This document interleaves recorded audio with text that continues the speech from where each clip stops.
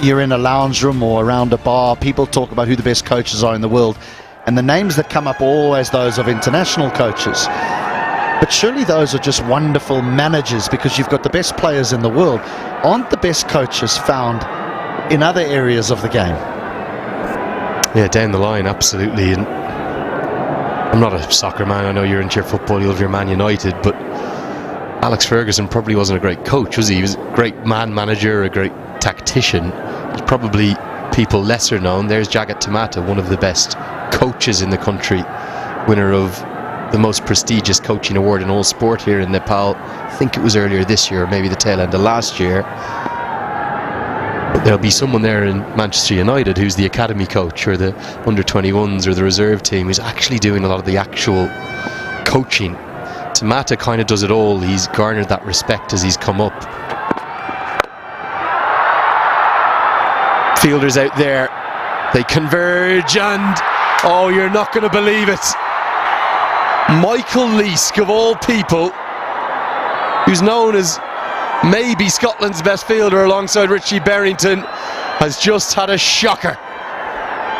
Well, the other day you said to me, most of the catchers are going down with the sun in their eyes. Where are you going to now, Andrew Leonard? Because 2 have been put down on that side of the ground. In fact, 3. We're 27 games in. I'm running out of excuses. I'm trying, H, I'm trying. That's a dolly. I'm sorry, Leesky. I know that he is such a good fielder. I promise you. I really promise you. Now, what are we going to see here? Ishan Pandey. I hope he's okay. I wonder, have we just seen the first tactical hook of the tournament? I'm not sure I like to see this. I think Ishan Pandey has just been retired out, possibly by Dipender Singh Ari and Jagat Tamata, for 10, and in comes Scott Kugelheim, who they say has more power. That will be a wicket added to the total. Well, we might have to change the direction of our conversation from what makes good coaches to, is this something that needs to be looked at down the line? Because now why can't the bowling side say, well, I'm retiring my bowler and I'm going to bowl someone else? I think it's Mikhail taking the post-match. Someone's going to ask the question, who's made this call? Is it increasing the expected value of Sudurpaschim's runs because Kugelheim hits a bigger ball than Ishan Pandey? That's what the statistician may tell you. I just don't like it, being honest. Everyone's entitled to their opinion in the sport that we love. I don't like this one. Sheikh picks it up, smokes it for 6.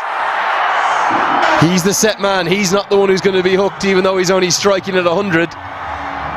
And he gets the momentum going for the Royals in the penultimate over.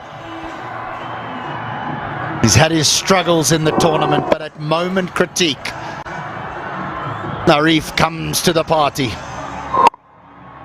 That's a lovely shot. It really was. Tell you another reason I think they've done this.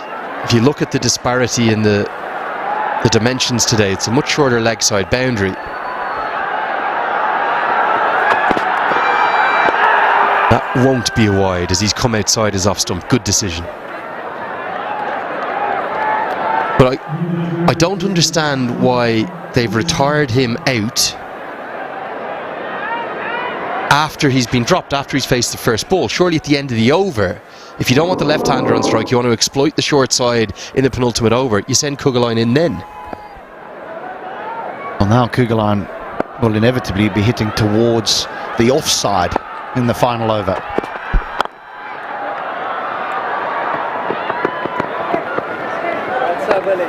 The MCC Laws Committee's actually been pretty good at reacting to things and evolving the laws. Do you think it's one they'll look at eventually, or is this just the modern game and we're stuck in our ways? I mean, the fact that teams have now tried it is great. You always try and, what is the right word? You exploit the laws to favour you. They're not doing anything against the laws of the game, but then I don't see why, if there's an off-spinner bowling and you take a right-hander out to have a left-hander or whatever it may be, why you can't change the bowler. It's too heavily in favour of the batting side.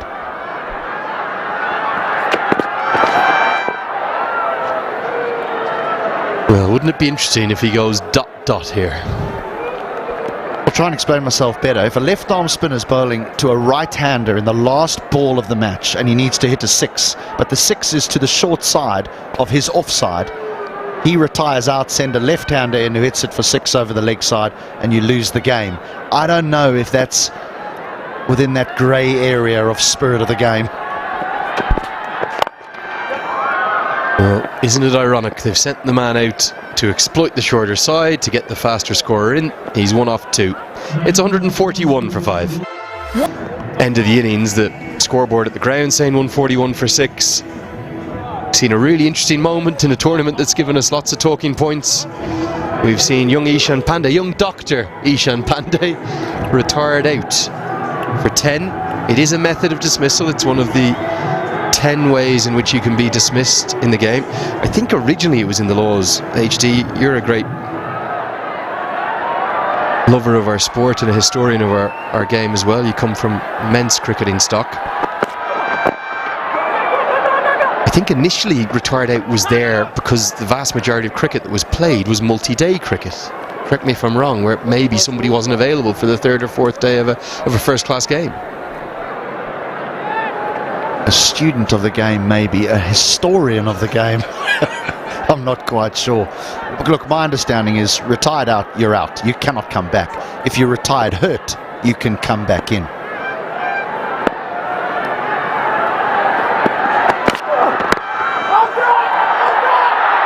Going to be 4. Reefer's appealing. I think there was a couple of noises there. It's pitched outside leg, given his leg buys.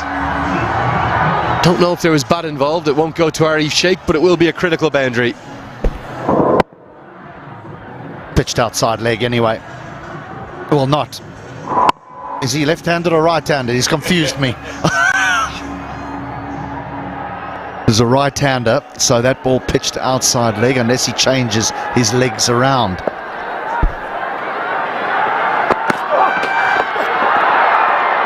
Gonna scamper a bye. No, they won't.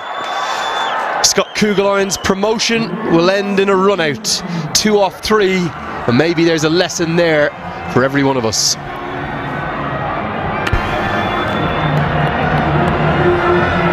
Run for absolutely everything. Andries Gous does well. He needs a direct hit. He gets it. And Kugelheim will have to make his way off the ground. So the big hitting New Zealander goes for 2. The Royals have just 3 deliveries remaining with 146 for 7. Naresh Budiyar to the crease at number 9. Drives it. Wants to. Will get to. Selfless from Arif Sheikh. Oh, might get the 3rd because Gous was a little tardy with his glove work. Though he was very good on the 10-pin bowling action, wasn't he, to effect this run out. Well bowled. Watch it when he throws it here. It actually bounces and just clips the top of the stumps. Bang. That one's a strike, no doubt about that. A bit of curve on it. Hit hard into the covers and hit for 4, shorter side. Naresh gets a boundary. Brings up the 150. All of a sudden the total is now a challenging one, and it's hard to believe that they actually haven't been at their best here, the Royals, and they've got to 150. That is a super shot. Again, the man at extra cover gets beaten on his left side on this occasion, but the sweeper's very square.